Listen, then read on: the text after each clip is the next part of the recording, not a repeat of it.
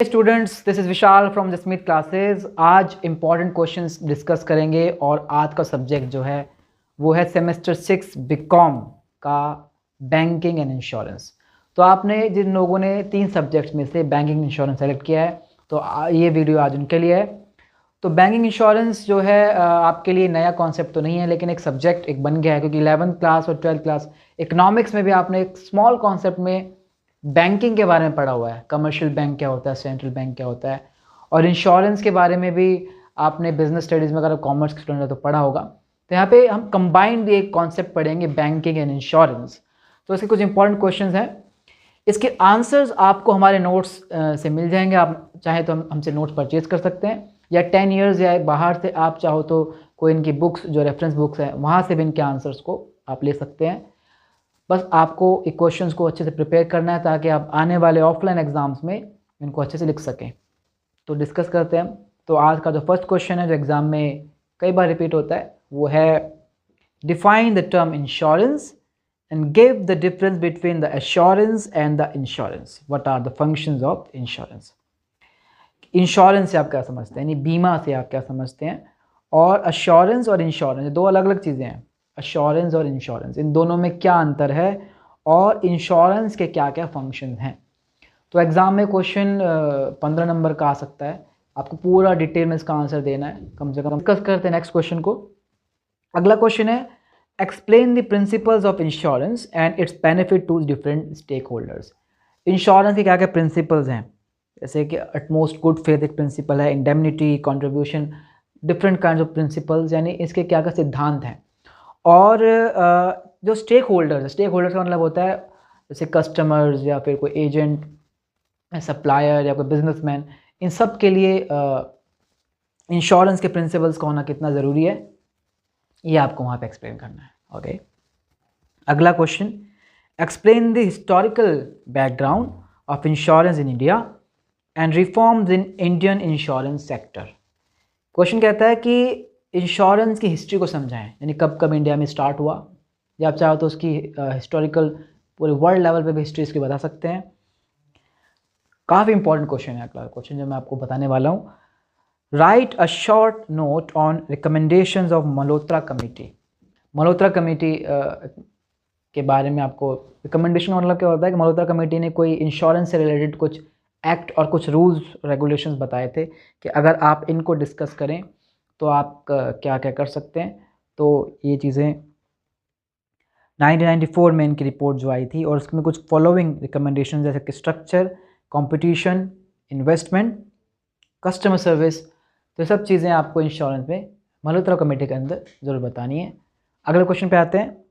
Next question is what are the essentials of a valid contract. ये business law में आपने पढ़ा होगा।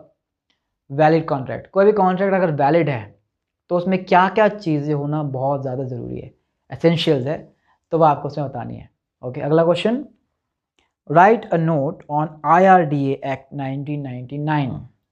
ओके, IRDA एक्ट यानी insurance regulatory and development authority act के बारे में आपको बताना है।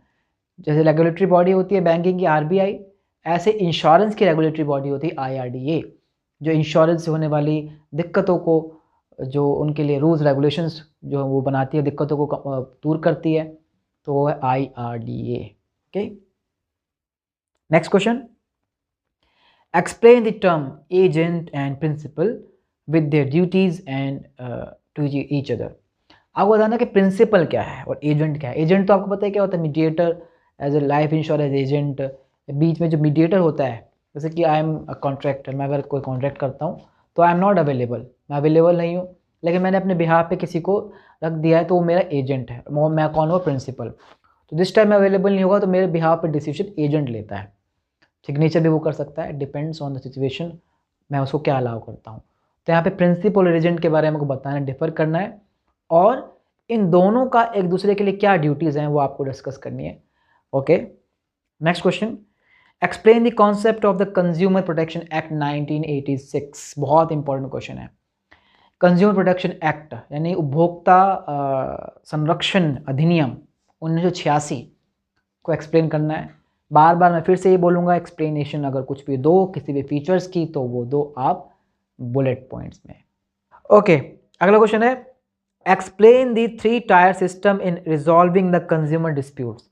यानी कंज्यूमर कुछ भी डिस्प्यूट होता है किसी शॉपकीपर से या किसी भी सेलर से, कोई उसको इशू होता है अपने प्रोडक्ट से रिलेटेड कि प्रोडक्ट बेकार दे दिया या प्राइस बहुत ज़्यादा ले लिया और आपको शिकायत करनी है। शिकायत करने के लिए याद रखना बिल का होना बहुत ज़्यादा ज़रूरी है। जब तक आपके पास कोई सबूत नहीं होगा ना, किसी सेलर के खिलाफ कुछ आपको केस करना है, तो उसका सबसे बड़ा सबूत है बिल लेना। इसलिए कहा जाता है कि कोई भी सामान लो तो उसके लिए आपको बिल ज़रूर लेना है उसका।